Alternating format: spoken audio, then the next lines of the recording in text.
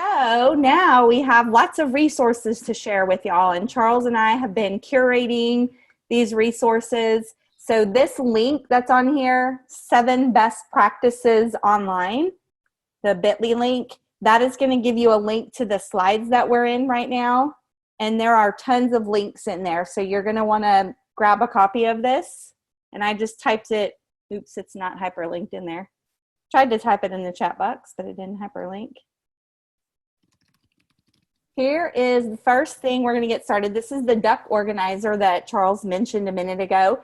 So in your, if you just made a copy of our slides, you should be able to click this right here. And if not, you can type it in, and it is case sensitive. So it's bit.ly/ESC best practices. And I just put it in the chat box for you. And when you do that, you're going to get a copy of this duck organizer. And I believe it's going to make you make a copy, right, Charles? Yes, it should. Okay. So when you get this, you just click make a copy, and that will make your own clean copy inside your Google Drive. And then you'll have a copy of this duck organizer in there. And this is what we're going to be filling out as we go through this. So as y'all are making a copy of that, what we want you to do to get started is think about a headline up here. So when we're in the midst right now of all this new stuff, and we're in the midst of this online learning in this whole new world, as you look back maybe next year, what might you want your headline to be if you were looking back? If this was like awesome, best case scenario, this is what I want to happen in my online learning, what would you want your headline to read here? So be creative and think about what would my headline be? I'm gonna call mine the start of something new. I have lots of songs going through my head right now. Don't sing them. I'm not going to. I'm getting lines from songs though. I was telling Shelly this before the meeting, but my son is in the 8th grade, and all of his teachers are giving him choice boards. And you're going to see an example of a choice board in a second if you're not familiar. My son is doing really, really well in this online environment, and it's kind of surprised me. He loves the ability to start on work, take a break, start on different content, take a break, pre-write, take a break for a day, and then come back to it. So as y'all are finishing that up, I went ahead and changed it to our next slide. This is the choice board that Charles was talking about. And we just wanted to kind of show you an example of what a choice board might look like. And as you go through this, as you go through these slides, you'll notice that there are things underneath the slides with links. And a lot of the items on the slides are linked as well. And we'll point that out to y'all as we go along. So I posted this link down here. If you're interested in learning more about choice boards, there's a good blog post from TCEA right here about them. And then there's a bunch of links to sample choice boards as well on that blog post. What we're going to do is we're going to look at these, and we ended up with kind of like 9 best practices. We were originally going to do 7, but we ended up with 9. So we're going to kind of look at some of these best practices today. And so on your duck organizer, you'll notice that in the first column in that next row, it asks you what 3 do you want to focus in on. So as we're talking through these, be thinking about what 3 do you think would be most important for you to kind of zero in on right now as you're working through all this. And we put this one in the middle, this kind of building relationships through Zoom and Google Meet, because I think a lot of y'all have probably already been doing that and kind of using that as your starting point. But what we are hoping is that you don't just use that as your ending point and that's all you do. So we want to encourage you to try some new things as a result of today, and kind of move beyond just Zoom and Google Meet, because that's going to wear y'all out if y'all are sitting on Zoom all day long with your kids. So you want the screen, Charles? Yeah, if you don't mind. Okay. Okay, so creating an online environment, some of the things that you need to take into consideration is that, for example, I was in Samantha Going's class. She's got wonderful, beautiful relationships with her students in that face-to-face environment. Students are not going to be able to really, if you send them emails and things of that nature, They're not going to be able to look at body language, reflection. So that sort of interaction with your students is going to need to evolve a little bit, and it certainly is not impossible. It's just going to look a little bit differently. And so one of the first sort of suggestions is just be aware that everything that you either do or don't do in an online environment becomes part of that environment. We're huge fans of just over communicate. Now, that doesn't mean that you have to call your students every single day. Putting a nice welcome video in your Canvas course or in a Google slide or whatever and sharing that with your students, that can be part of that over communication piece. So just a welcome sort of, if every time you interact with your students, it's about an assignment, that then kind of takes away that relationship piece. And so what you would normally do in a classroom in a face-to-face environment is probably tell jokes. How was your day? What did you have for lunch? Are you feeling okay today? And so we're going to have to somehow translate that into an online environment via video. The second thing that we would suggest is just grace. This is new for all of us, and certainly for your students. Your students may know more, quote unquote, about technology than you do, but they are consumers of technology. So they will play games, they'll use Snapchat or TikTok or whatever for entertainment purposes. But now your students are they're having to wrap their minds around technology, their iPhone, laptops, as a tool to be used to learn, not just to consume stuff and not just to socialize. And so that's going to take a little bit for them to wrap their sweet little heads around. The next step is just, and this is the same in the classroom, you want to have student-to-student conversations using academic language. You don't want all of the academic language coming from you, the teacher. Assigning, the example here, assigning vocabulary is awesome and fine, but if the students don't actually use that vocabulary in meaningful, authentic ways, then it just becomes this unengaging assignment that they honestly probably aren't going to care about. And so if you can set up discussion posts, for example, so that the students are using the academic language to make connections to what they're doing at home or experiences they've had, that's a best practice approach. And then finally, so just to run back through everything super fast, everything you do online is going to give a sort of flavor to your online environment. That includes, in the upper right-hand corner on this slide, teacher-to-student interaction and student-to-student interaction. Think about how you're gonna organize the flow of your classroom. How is it organized?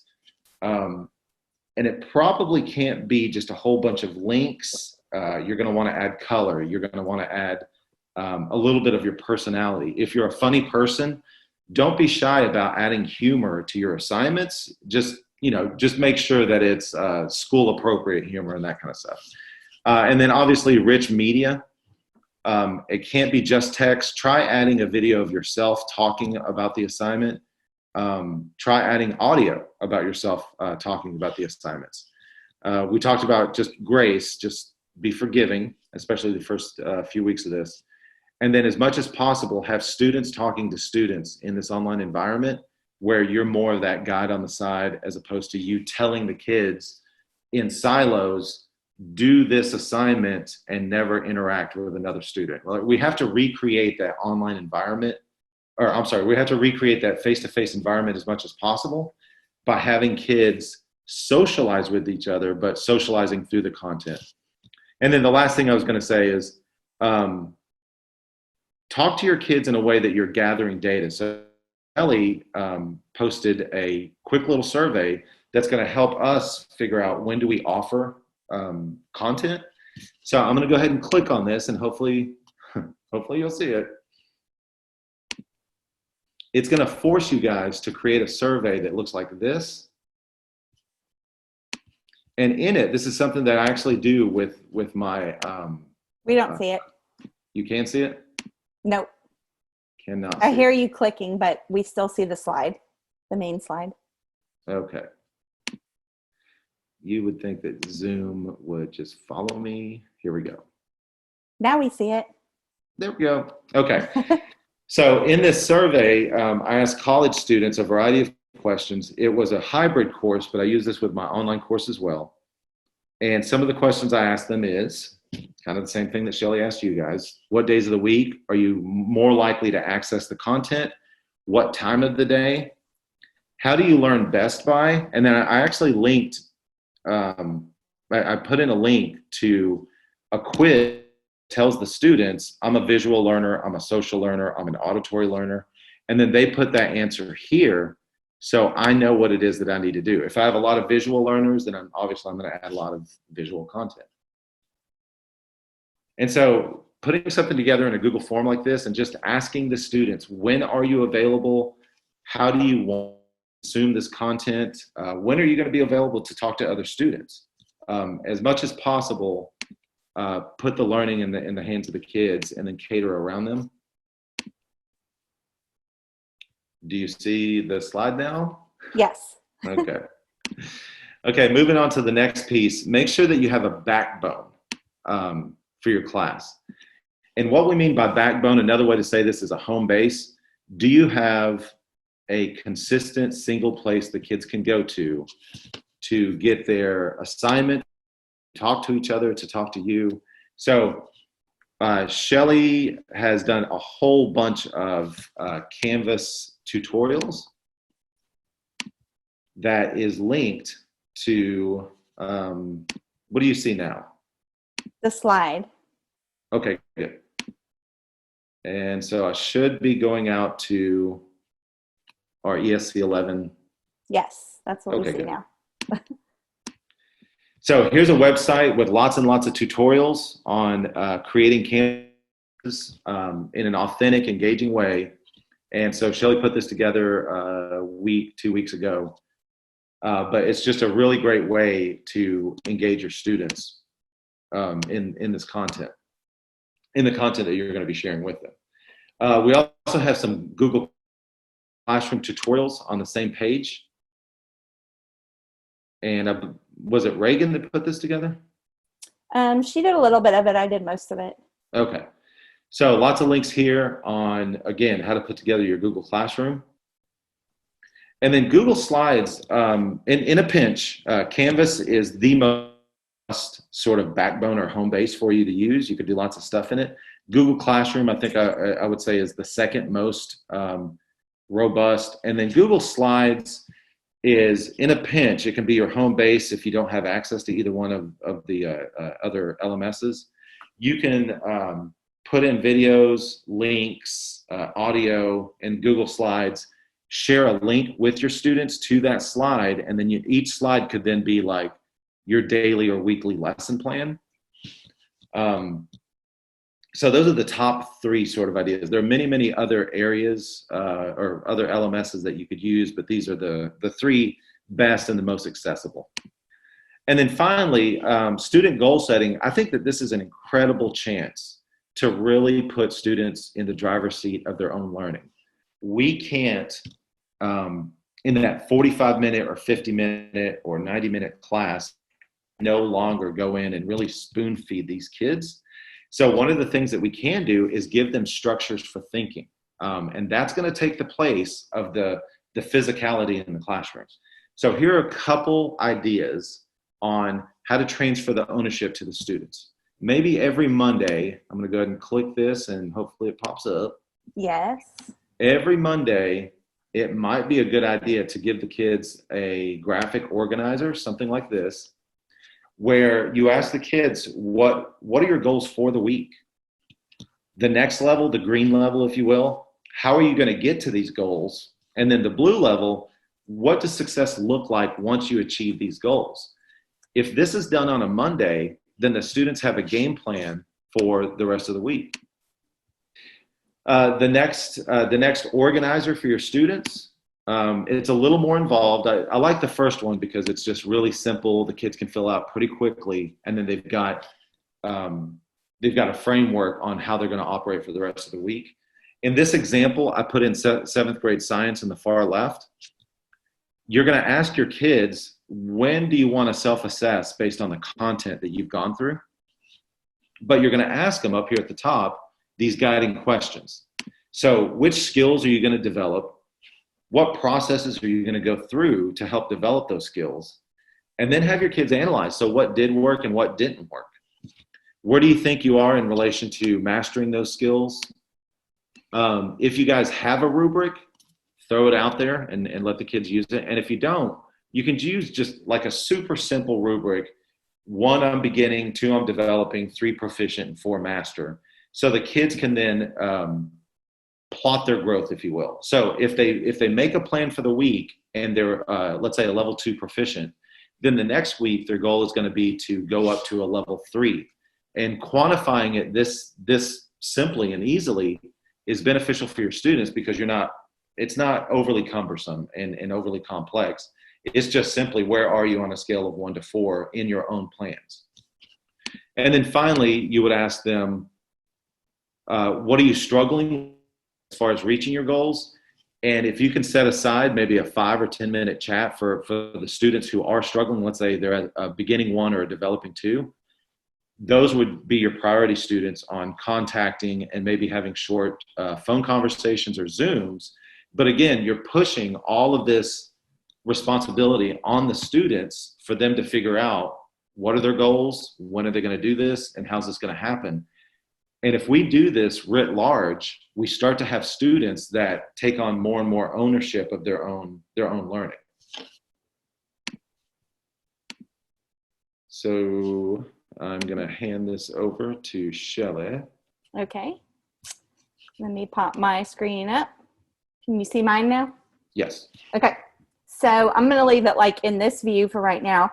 So the next best practice, so we've done 3 so far. This is number 4, is creating a weekly agenda. And this is going to be really, really important. And if you think about it, y'all are probably all used to putting agendas on your boards or having them posted in your classroom somewhere when you're at school. So if you think about it, it's going to be really helpful, for the kids to get to see that bird's eye view, like, what do I need to do this week? When are things due? How much work do I have? How am I going to space that out? And kind of help them plan. So this link up here, if you click on it, it's actually a link and it takes you to this website, and students could use this to kind of fill in and help themselves schedule out when they're going to do all their work during the week. So that could be a link you could share with your students.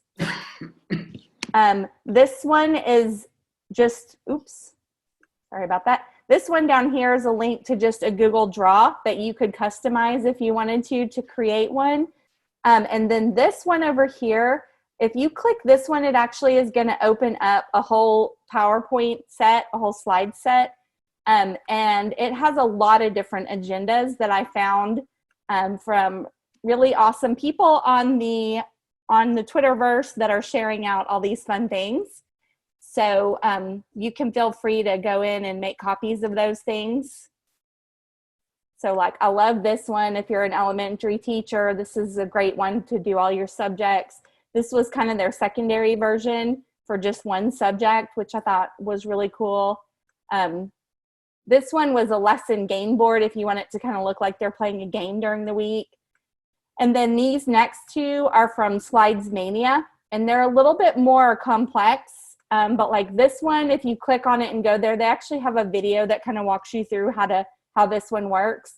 But you link, this is the front page, and you would link these to the lessons all throughout the week that are embedded in the slides.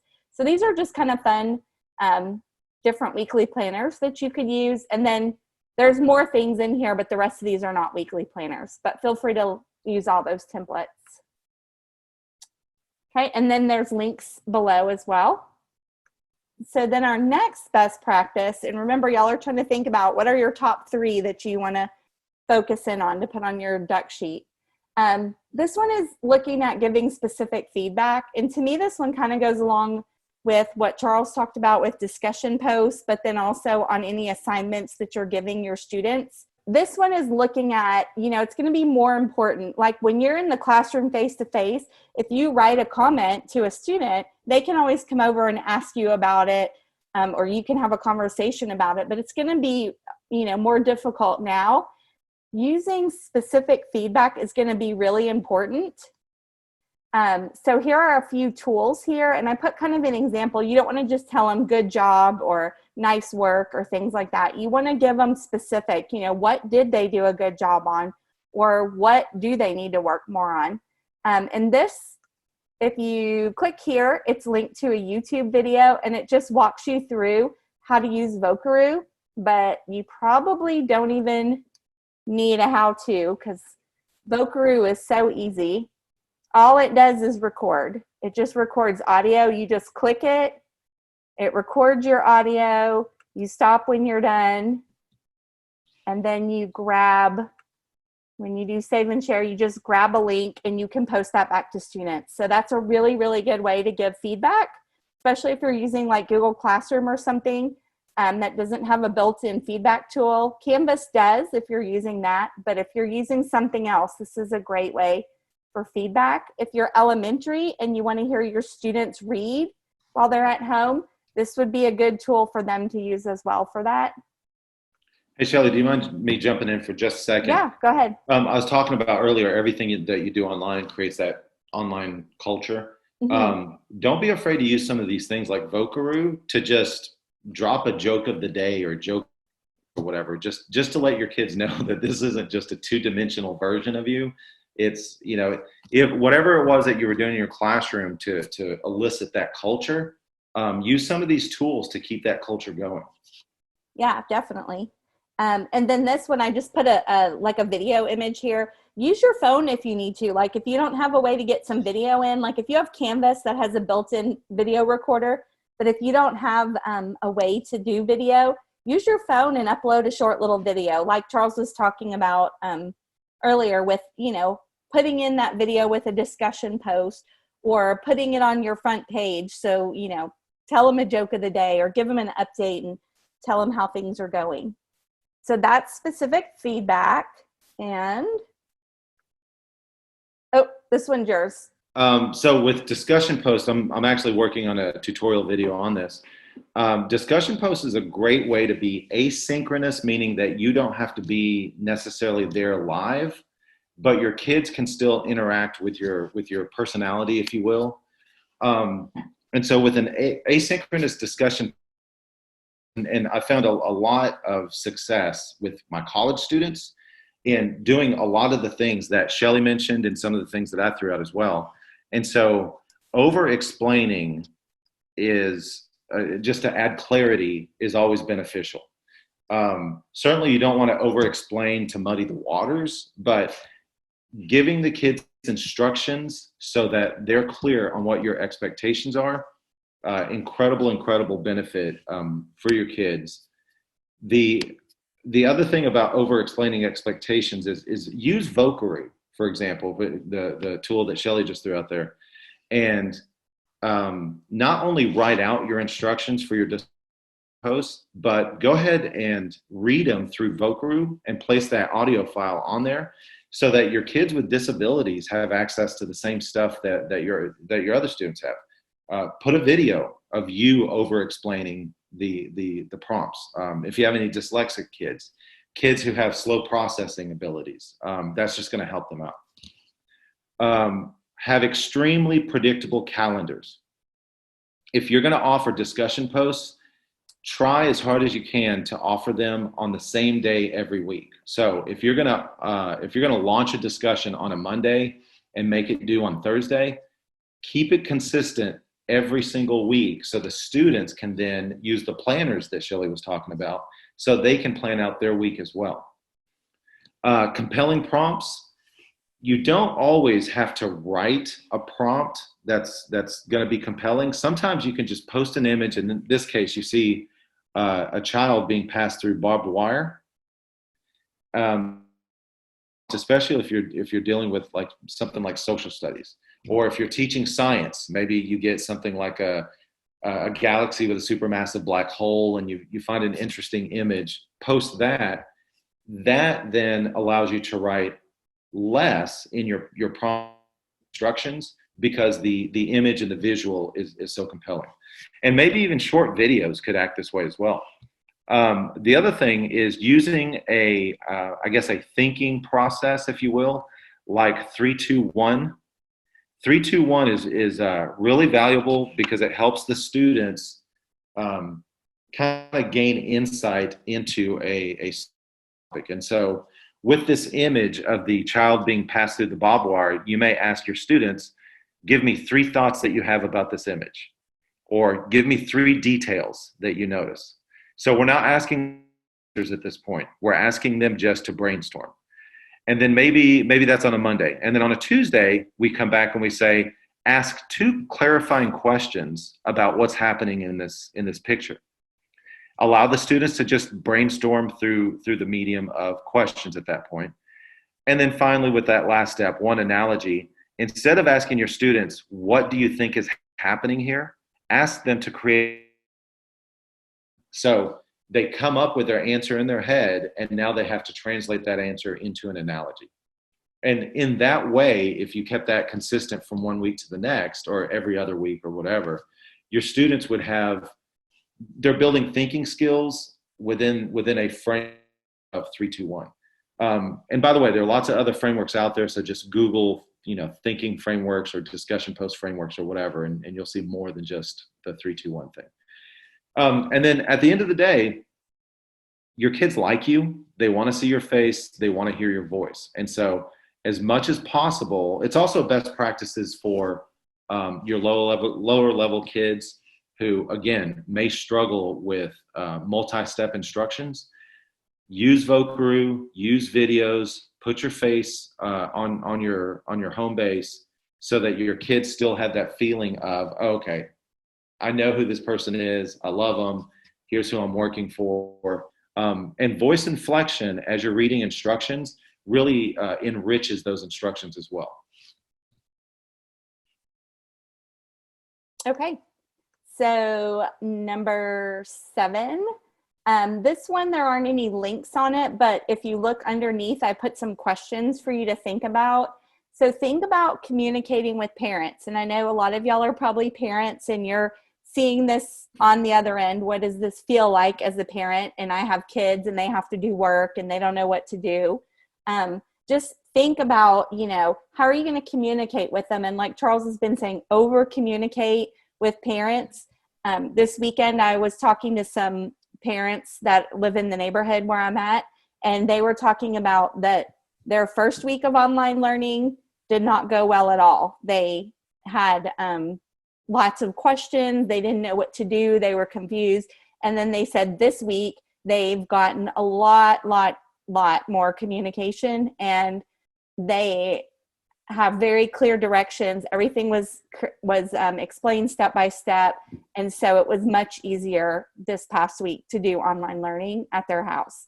So just think about that, make sure that parents know when things are due, where they can find things, what they can do if they have questions, all those kind of things.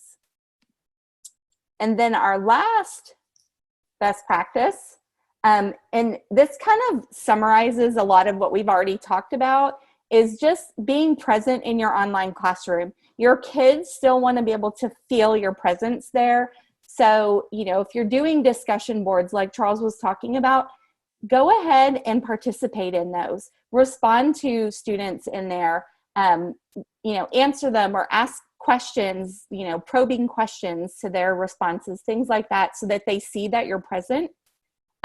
We've already talked about several times giving instructions and feedback using video or audio. You can also do some text, but try to mix that in with some video and audio so they see and hear you. Another suggestion is hosting office hours. And when we say hosting office hours, don't feel like you have to be in front of your computer from 8 to 4 every day in case a student has a question at any time. Give them some times, like we do office hours for our group from 11:30 to 12:30 every day. The first few weeks we were doing them more because we knew that there would be a greater need, and we were doing them like 3 times a day. And now we're not seeing as big of a need, so we're just doing them once a day for an hour. So pick some times, maybe using that survey Charles talked about, knowing when your students are online, and have office hours for an hour where you're just available if they need you. And then Finally, another thing that you could do is empower those students to answer questions for each other. If you can create a discussion board like a Q&A place, if a student has a question, let them post there and let other students answer. Because, you know, students might be working at 2 in the morning and you're not going to be awake, or I wouldn't be awake. You might be awake if you're a night person, but you don't need to feel like I need to be there at 2 a.m. to answer their questions, because you have a life, you need to sleep, you need to be with your family as well. So let them answer each other because students might all be up at 2 a.m. You never know. So those are kind of, you know, some tips and tricks on how to bring your personality and bring yourself into your class. And that is our last one. So let me go back to our choice board. And so what we want you to do now is go back to your duck sheet and pick 3 of those that you want to put in that first column that you want to focus on. So what 3 things are you thinking would be most helpful for you at this point to focus on? Greg, Hey, Greg. Yeah, go ahead. So Greg, don't you, you teach math, right? Yeah, yes I do. Okay. How do you envision using discussion boards in math? I think that's a great idea. Well, I could, it doesn't have to be so much math connected, but I suppose with the discussion board, it would be better if it was. If I threw out like just a common question, like recently we've been working on slope and y-intercept and in that area of math, and to throw out a question that would force a student in their words to type out what it means to them, like what is the unit rate, or what's the way you can define slope in your own words, then I don't know. But I think that would be more fun would be that 3-2-1 thing where you toss a picture up there and have a kid come up with 3 questions, 3 thoughts, and then an analogy of some sort that's completely unrelated to what we're doing with math. Sure. I'm going to probably be asking one of y'all how to set that up in a classroom so that the kids can see each other's responses, at any time of the, you can add to it. Like you say, if these kids are up at 2 o'clock in the morning and whatnot. Yes. Yeah, there's a way in Canvas to have They're the kids. using Google Classroom, or Greg's using Google Classroom. Yeah. Oh, gotcha. We can talk about that, Greg, because we'll have to go about it a little bit differently. I'm sure Radcliffe has been using weekly videos with instructions, general check-in, find out more ways to connect with them. Yeah. No, that's wonderful, that two-way process. And I know that at first it's kind of belaboring and it's kind of odd to carry on conversations, sometimes minutes or hours apart. But I promise you, these kids really, really appreciate it. Mm-hmm. Okay. Oops, sorry, I forgot I was sharing my screen. I was helping somebody out. Okay, let me go on to, so we did that. What time is it? We have 10 minutes left. Let's look at the this, then that. Do you want to do that one next, Charles? Yeah.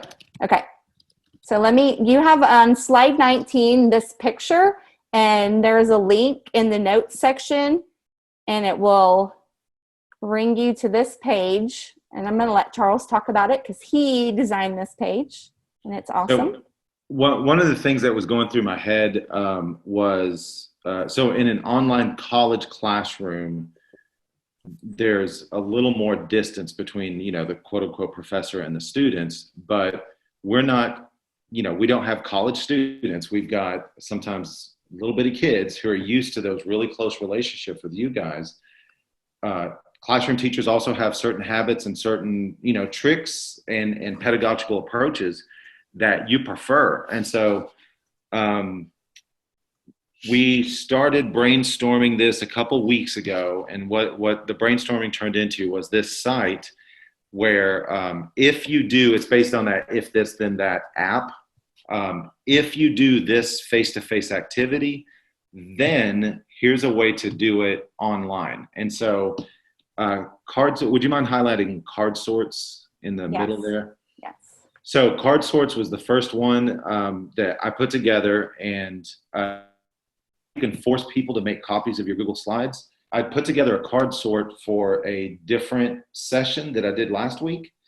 And so with these examples, you can start to do, if you do card sorts with your students, so for example, like a Venn diagram with characters in a book or whatever, the kids would physically touch the cards and move them around on their desks.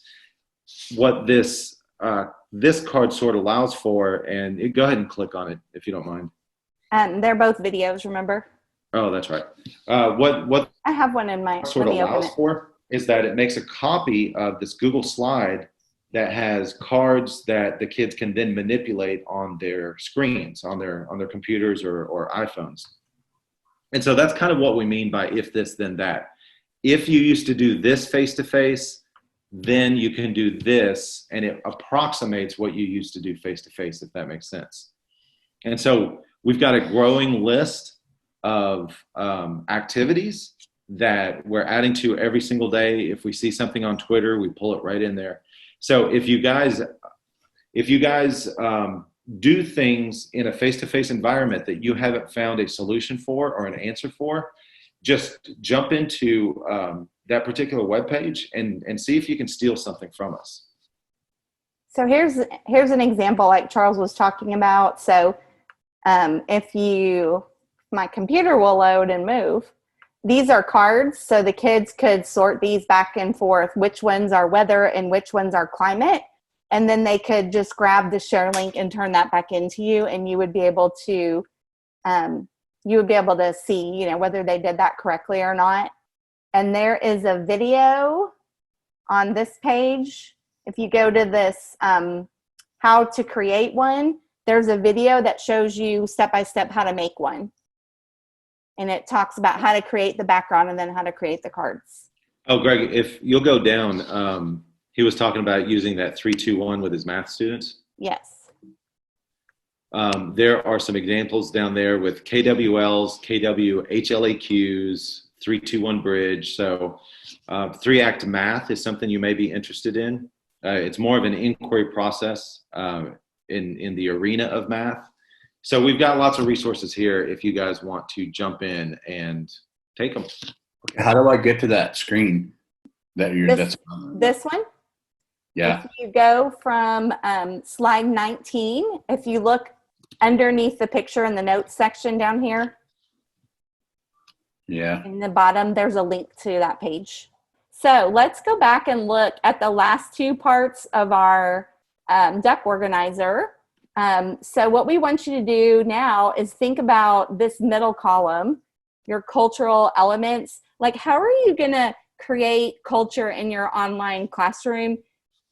Think about that you have this awesome culture in your regular classroom that you've worked on and established all throughout the year. How are you going to continue that? What things are you going to put into place? And so here's just some examples filled in here, but yours is blank under data and voice and choice, classroom expectations, and processes.